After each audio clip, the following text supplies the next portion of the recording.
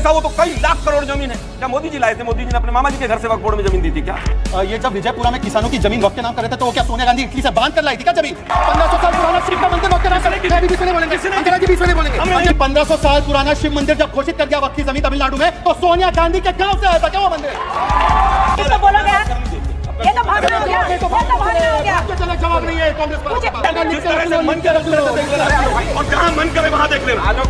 अच्छा, physically intimidate करने की कोशिश नहीं करता है, लेकिन आप शारीरिक रूप से भी अग्रेसिव होकर डिबेट में जिस तरह से व्यवहार करते हैं, ये शर्मनाक। इस तरह के व्यक्ति को झेलने के लिए मैं मजबूर नहीं हूँ जो इस तरह से मुझे फिजिकली और वर्बली अब्यूज करे मेरे शो पर। तो शब्द होता है लगातार कि मामा जी के घर से लाए थे, दादाजी के घर से लाए थे, फलना के घर से लाए थे। ये कांग्रेस पार्टी किसके घर से आई थी और किसके लिए जमीन लेकर आई? ये बिल बड़ा खराब था। ये इसने तमाम मुसलमानों का बिल्कुल बेड़ा गर्क कर दिया। और 11 साल से मोदी जी पकौड़े तल रहे थे, 11 साल बाद याद आया उनको। नहीं, 11 साल तक इतने गंदे बिल को मोदी सरकार ढो रही थी। इतनी ताकत लगा के बता रहे हैं तो 11 साल में थोड़ी सी ताकत लगा देते। 3 साल हो गए किसानों के एमएसपी के कानून बनाने के लिए सुप्रीम कोर्ट की कमेटी की बैठक तक नहीं हुई। मुसलमानों का बड़ा ख्याल है इनको, मुसलमानों का उद्धार करना है इनको। हिंदू बच्चे चाहे सारे बेरोजगार हो जाएं, इनको मुसलमानों का उद्धार करना है इनको। क्या दर्द है तेरी आवाज में छोरे? महिलाओं पर अत्याचार चाहे 50% बढ़ जाए, मुसलमानों का उद्धार करके मानेंगे, छोड़ेंगे नहीं बिल्कुल ही। चाहे महिलाओं के ऊपर हो, चाहे SC ST के ऊपर हो, तमाम अत्याचार चाहे 50% 60% बढ़ जाए, किसानों की आत्महत्या बढ़ जाए, किसी चीज से कोई मतलब नहीं है। चीन कब्जा कर ले हमारी भूमि पे, क्लीन चिट दे देंगे, पर मुसलमानों का उद्धार करके मानेंगे, छोड़ेंगे नहीं बिल्कुल। तकलीफ हुआ है बेचारे। जल्दी बोलिए ना, इतना धीरे धीरे। अरे मैं बहुत भारी बात कह रहा हूँ। 9 लोग बैठे हुए हैं, भारी तो आप भारी बात कह रहा हूँ कि आपने तैयारी की बात की। तैयारी सबसे ज्यादा किसने की है? हिंदुस्तान के किसी चैनल को उठा के देख लीजिए, पता चल जाएगा कौन सबसे ज्यादा तैयारी में। सिर्फ एक बात वापस आता हूँ, ये अगर ट्रांसपेरेंसी लाना चाहते हैं, अकाउंटेबिलिटी लाना चाहते हैं, कोई भी उसका विरोध नहीं करेगा, उसका सब स्वागत करेंगे। सच्चर कमेटी की रिकमेंडेशंस आई 2011-10 में, उसमें बिल पे चर्चा शुरू हुई। 13 में बिल जेपीसी के माध्यम से पास हुआ। बीजेपी ने भी उसमें समर्थन दिया, बीजेपी के साथियों ने भी समर्थन दिया, और उसी के आधार पर तमाम चीजें हुई। आज कह रहे साहब वो तो कई लाख करोड़ जमीन है। क्या मोदी जी लाए थे? मोदी जी ने अपने मामा जी के घर से वक्फ बोर्ड में जमीन दी थी क्या? चड्ढा समझाओ इसे, समझाओ। अरे भाई किसकी जमीन है? वो वक्फ बोर्ड की जमीन है। ठीक है, चलिए आपने दूसरा एक और दूसरा। अब ये अब रुक जाइए, वेट फॉर योर टर्न। एक सेकंड, नो 293 -16 -12। अरे व्यक्तिगत टिप्पणियां प्रधानमंत्री पे की गई, मुझे जवाब देना भाई, दीजिए। व्यक्तिगत की बात मैं जवाब देना चाहता हूं। जमीन किसकी है? प्लीज मैं जवाब देना चाहता हूं। हर चैनल यही बता रहा है, इतने लाख अवसर दीजिए, आपने उनको पूरा अवसर दिया। व्यक्तिगत होने का मैंने किसी के ऊपर टिप्पणी। अरे भाई सरकार ने तो नहीं दी, आप मुझे 10 सेकंड का मौका। अगर सरकार ने दी पूरा कीजिए जल्दी। मैं फिर दूसरी बात ये कहना चाहूंगा। जल्दी बोलिए, बाकियों का टाइम है। सवाल पूछ रहा हूँ कि 11 साल तक, पहला सवाल है, अगर ये इतना इंपॉर्टेंट बिल था तो 11 साल तक दोनों का जवाब ऊपर बैठे रहे। जल्दी से दूसरी चीज, इन्होंने कहा महिलाओं को जोड़ेंगे। क्या वर्तमान में वक्फ बोर्ड में महिलाओं के मेंबर नहीं हो सकती है? मैं जवाब दे रहा हूँ। अब जवाब हो सकती है कि नहीं? हाँ या ना बता दीजिए भाई। ठीक है, जवाब दे रहे हैं आप, रुक जाइए, जवाब दीजिए। ये जब विजयपुरा में किसानों की जमीन वक्फ के नाम कर रहे थे तो वो क्या सोनिया गांधी इटली से बांध कर लाई थी क्या जमीन? 1500 साल पुराना शिव का मंदिर वक्त के नाम कर रहे हैं। अभी बीच में नहीं बोलेंगे, अंजना जी बीच में नहीं बोलेंगे। अंजना जी रोकिए,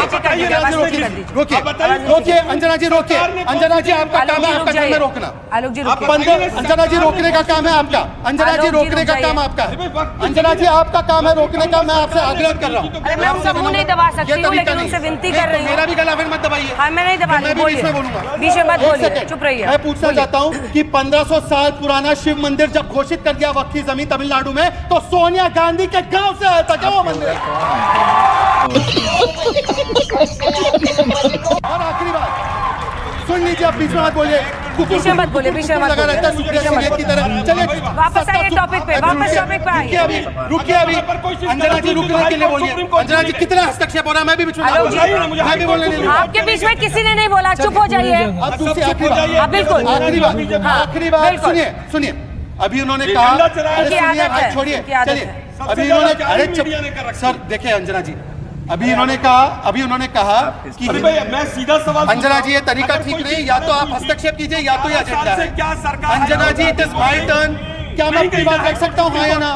क्या मैं अपनी बात रख सकता हूँ? अंजना जी से बोलिए, अंजना जी से बोलिए। चलिए अब अंजना जी, इन्होंने कहा कि मुस्लिम के लिए कर दिया, कर्नाटका में 4% मुस्लिम कॉन्ट्रैक्टर को दे दिया आपने रिजर्वेशन। आपको हिंदू की याद नहीं आई क्या? एएमयू में आपने SC/ST का OBC का आरक्षण का हिंदू की याद नहीं आई क्या?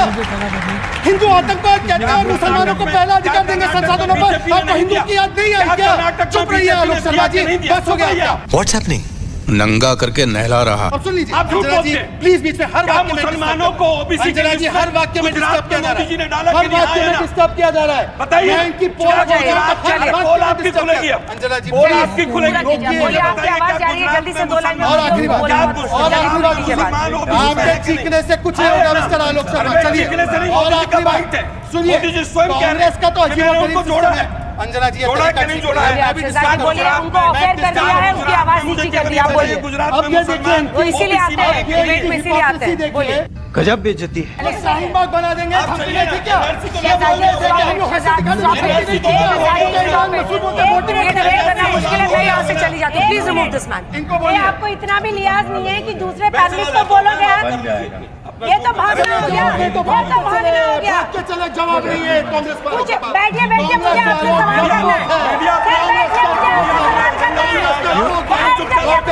सवाल करना है। सर आपसे सवाल करना है, मुझे बैठ जाइए। बीजेपी का प्रवक्ता सरेआम धमकी दे रहा है कि मैं बोलने नहीं सर मुझे दूंगा। आपसे सवाल करना है। 1 मिनट सर, रुक जाइए। चलिए नहीं। चलिए चलिए, बहुत देखे आप आप जैसे बहुत देखे मैंने। अब जिस तरह से मन करे उस तरह से देख लेना। कल पार्लियामेंट जिस तरह से मन करे उस तरह से देख लेना, और जहाँ मन करे वहाँ देख लेना। अच्छा सुनिए सर, पहले तो आप कमलनाथ से अपना सुलझा लीजिए। सुलझा रखा है मैंने। कमलनाथ से पहले अच्छा मैं आलोक शर्मा, मेरे मुंह मत लगो, मैं आपको सम्मान दे रहा था। आपने अपनी बात रखी, मेरे बीच में आप लगातार बोल। आप और चलिए, मैं आपसे डरने वाला नहीं हूं। आप जैसे लोगों को बहुत देखा है। अच्छा मुझे बोलने का मौका मैं दीजिए। आपसे कह रही हूँ, प्लीज फिजिकली अग्रेसिव मत होइए, बैठ जाइए। मैं आपको बता रही हूँ। इनको एक पसमानदा मुसलमान नहीं भाता। मैं पसमानदा हूँ, इसको मुझे गाली देते हैं। अब आप तो इतना ही चुप हो जाइए, फिजिकली अग्रेसिव हो रहे हैं आप। आलोक शर्मा जी का तो शब्द होता है लगातार कि मामा जी के घर से लाए थे, दादाजी के घर से लाए थे, फलना के घर से लाए थे। ये कांग्रेस पार्टी किसके घर से आई थी और किसके लिए जमीन लेकर आई थी, ये आलोक शर्मा जी नहीं बताएंगे। अब शब्दों की भरमार है आपकी।